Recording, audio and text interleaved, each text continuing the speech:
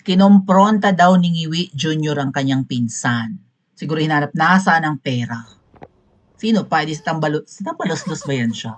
So, pinsan niya eh. Ito ba yung tinatawag ni VP Sara na Tambaluslos? Ito ba yung boss ng namin? Ito ba yung boss ng Team Alindog?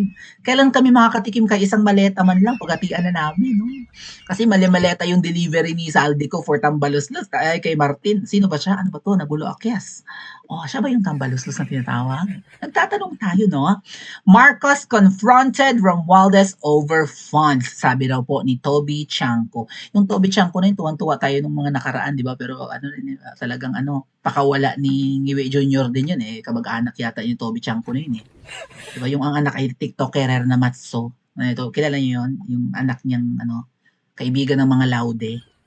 Anyway, itong si Ngiwe ay hinahanap daw kay Tambaluslos ang pera ng Pilipinas.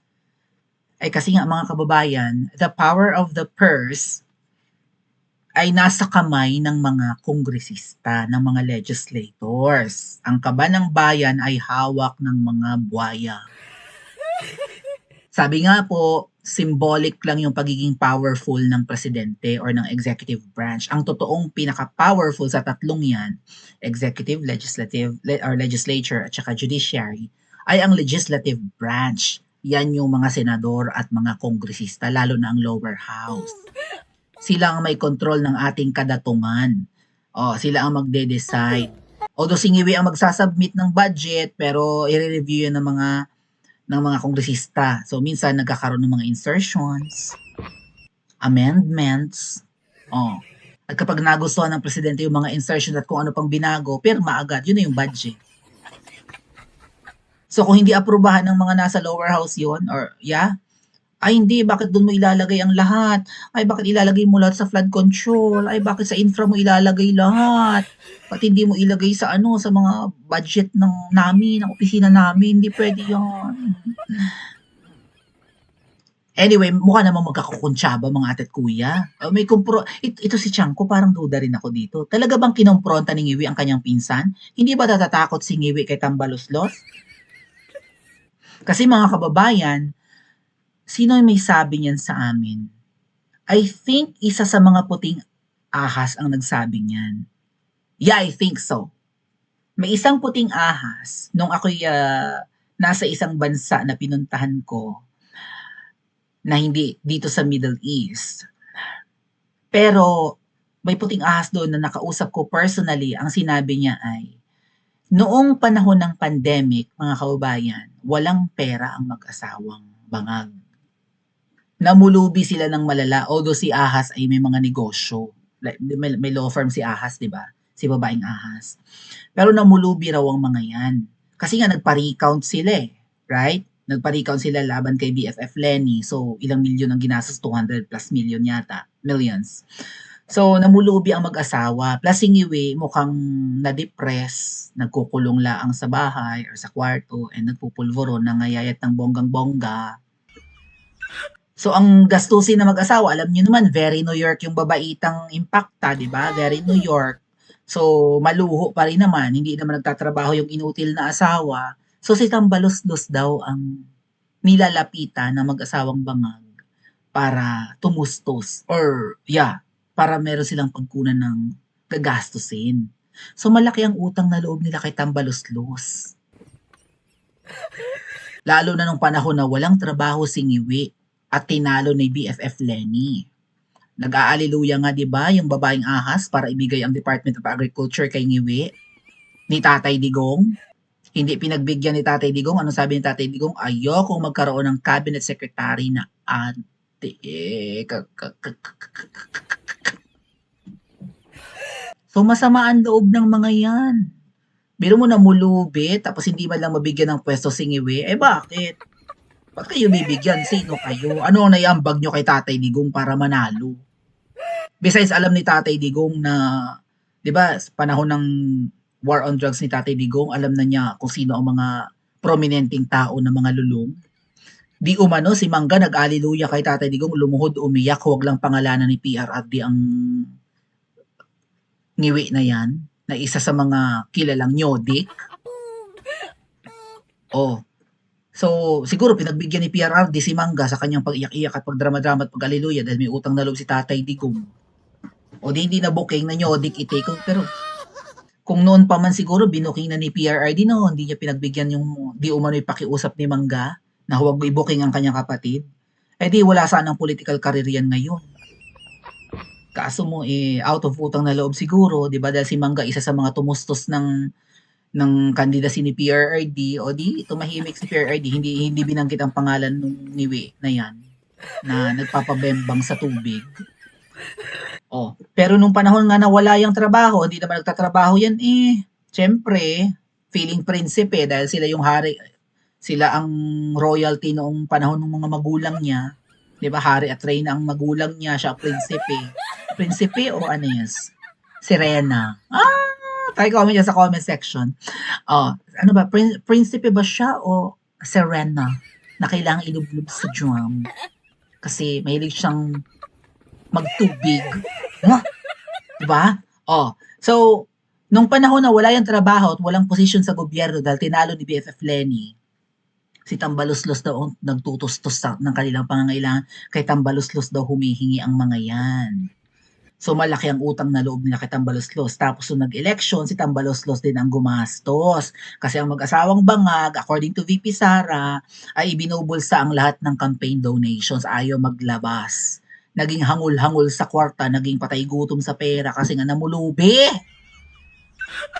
Di ba, walang trabaho si Ngiwi, nung pagdating ng election, nung 2022 election, siya yung manok ngayon, ng sikretong manok ng mga oligarchs, ng mga dilaw, ng makakaliwa. So, umulan ng biyaya noon para kay Ngiwi.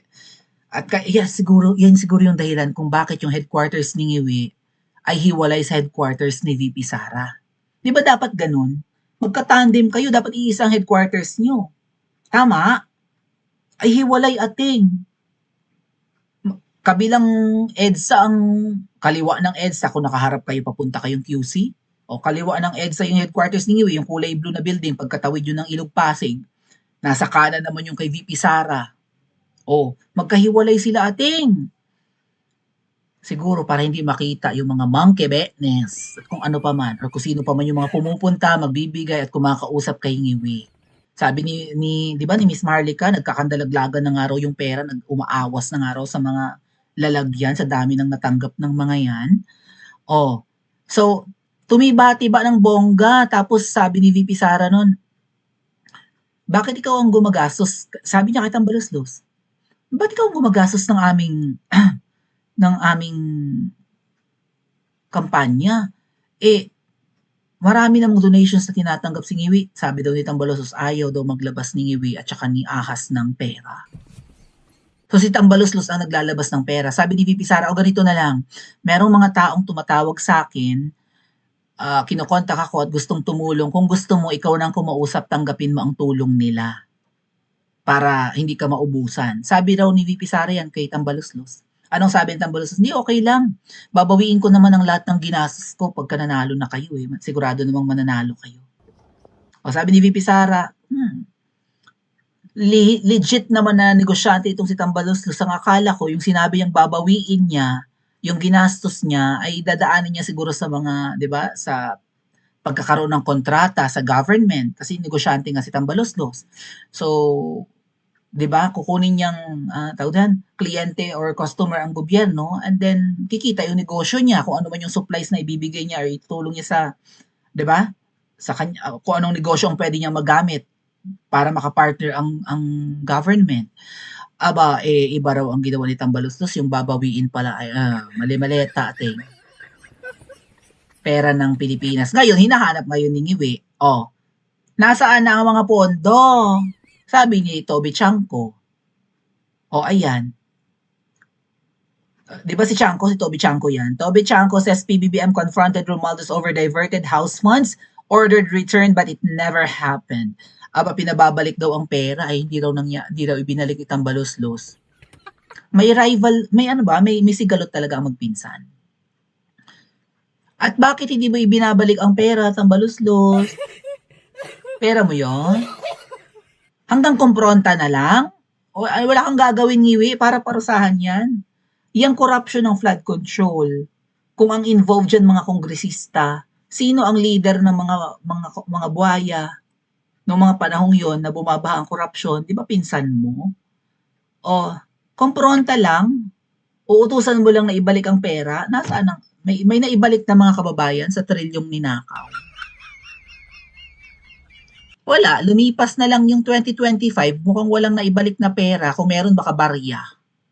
Baka millions lang, hindi ba lang siguro billions. Nakurakot, mga kababayan, ang perang nakukurakot, hindi nababawi ng mga Pilipino. Okay, nabubuking ang korapsyon, pero walang nakukulong, walang nasusuling pera. Ang pinarusahan contractors, mga frontliner ng korapsyon. Mga ka-tie up ng mga politiko, ay kumusta yung mga politiko? Kaya yung ginawa ng mga kontraktor ay tinipid ang kanilang projects, tinipid ang flood control, kung ano pa man, pati tulay nagkakandabali, di ba? Ngayon, nagkakandabali ang tulay sa panahon mo. Pag nagpatayo ito ng classroom, mga kababayan, sinasabi ko sa inyo, kapag kapanahon ni Ngiwi yung classroom, huwag niyong papasukin ng mga anak niyo, baka gumuho ang building. Oh. So, ano yan? Masisingil, walang nababawi talaga mga kababayan. Pag nanakaw, wala na, lista na sa tubig. Ito ang pamana mo, Ngiwi, ito ang legasiya mo. Ikaw ang may pinaka-massive na corruption of all the presidents. Tapos, nasusumbatan kayo ng pinsan mo, ayan pala eh. Kinumpronta mo raw, sabi nung Toby Chanko, kinumpronta mo raw. Hindi ibig sabihin na pinatigil niya ang pangurakot. BBM nagreklamo kay Martin Luther King na, si Martin Luther King, sino yan? Si Martin Tamba ba yan? Na inubos na nila ni Zaldico ang pera at wala na siyang funds. Kumbaga, yun nga, di ba yung mali-maleta? Sinamsam eh. Kumbaga ay sinolo, ninatambaluslos at Zaldico ang pera at walang natira kay Ngiwi. O wala na siyang pondo. O yung mga kababayan, nangutang ulit ang Pilipinas ha. Ilang billions ulit. Nangutang na naman ang Ngiwi. Di ba namamasyal ngayon dito sa UAE ang adiktador? O, sabi ko nga sa inyo, makatiyampaan yan. He was not called Ferdinand Magellan Jr. for nothing. Lakwachero, maluho, mahilig mag-party, mahilig mag-concert, mahilig mag-travel abroad, tapos mangungutang. Aba, hindi ka nagtitipid, Ngiwi, hindi ka naghihigpit ng sinturon. Bakit ka nangungutang? Imposibleng walang pera ang Pilipinas. Kung saan-saan nanggagaling ang budget ng Pilipinas. 'Di ba, pwersahan yung kinukuha sa mga taxes ng mga Pilipino yung budget ng Pilipinas. Nagbebenta kayo ng mga pag-aari ng government, 'di ba, yung mga korporasyon at kung ano-ano pa. Nasaan pinagbentahan? Ginto, binenta nyo nga eh. Maraming pagkukunan, ba't ka nangungutang? Saan mapupunta yung inutang mo? Saan gagamitin? Iba budget mo kaya sa rehabilitation ng EDSA or what? Binawasan yung araw yung budget ng ng ano ba to? Ng subway, kaya ang subway delay ng delay. Baka mamaya yung subway na yan substandard na rin mga ate at kuya. Baka mamaya hindi pa umaandar, baha na sa ilalim. Baka napuno na ng tubig. Inamatin! Delikado. Diyos ko, ano ba ito? Kinumpronta mo lang, wala kang balak ikulong yan. Wanted si Zaldico. Mga ate at kuya, wanted, hinahunting nila or hinahunt nila. Dahil nga, 'di ba? Di umano ay inubos ni or ninakaw ni Zaldico ang bilyon-bilyon, pati yung mga luxury cars niya, 'di ba? Kinonfiscate na. Maybe I'll show you a news about it. Dali ha. Kababalita lang eh. Mga luxury cars ni Zaldico.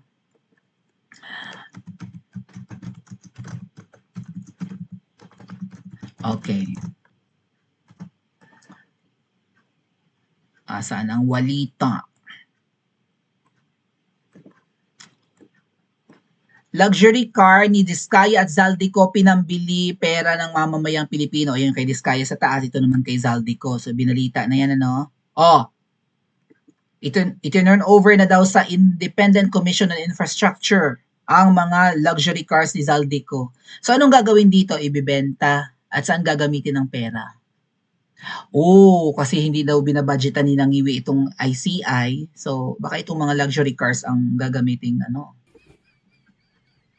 budget ng ICI na yan. Binuo yung Independent Commission on Infrastructure para mag-imbestiga. Ay, bagal-bagal yan. Justice delayed is justice denied. So, sa investigasyon na yan, may makukulong kayang kongresista, may makukulong kayang politiko, senador halimbawa. Ayan, mga luxury car si Zaldico. Okay, proven, nangulimbat si Zaldico. Umamin si Zaldico, mga kababayan, na siya ay nagde-deliver ng mali-maletang pera sa Aguado Mansion na pag-aari o nakapangalan sa magulang ni Tambaloslos, and nagde-deliver din siya sa Forbes Park. So, hindi kaya drama lang itong eme-eme na kinumpronta naman kumbaga para lang siguro iparating na may ginagawa si Marcos Jr., no? Kinumpronta naman niya si Tambaloslos, hinihingi niya yung pera pero wala talagang ibinabalik si Tambaloslos. Ay naku naman Ngiwi, base sa sinabi ni Zaldico, may mga proof siya, may mga pictures pa. Hindi lang naman si Tambaloslos ang dinilivera niya ng pera, pati ikaw. Paanong naubos ang pera mo? Ay pareho kayong hinahatdan ng pera ni Zaldico. Ay yung dinideliver lang naman ni Zaldico, I think, no, yung mga galing lang yun sa mga DPWH nakasabwat at contractors. Kumusta naman yung iba pang pera na kinukulimbat sa iba pang departments, mga kababayan? Anong ubos na ang pondo mong Iwi? O kaya ka ba nangungutang, ubos na ang pondo? O nangungutang ka para may madekwat ka na naman? Kinumpronta mo lang, o pinangalanan na nga ni Zaldico si Tambaloslos na pinagdala niya ng pera, ibig sabihin, makatiri ng kamay ng pinsan mo. O, ba't wala kang pinapakulong na politiko? Ano ka? Lampa? O kasabwat? Pa-comment nga po sa comment section at panoorin ang susunod na video, mga kababayan.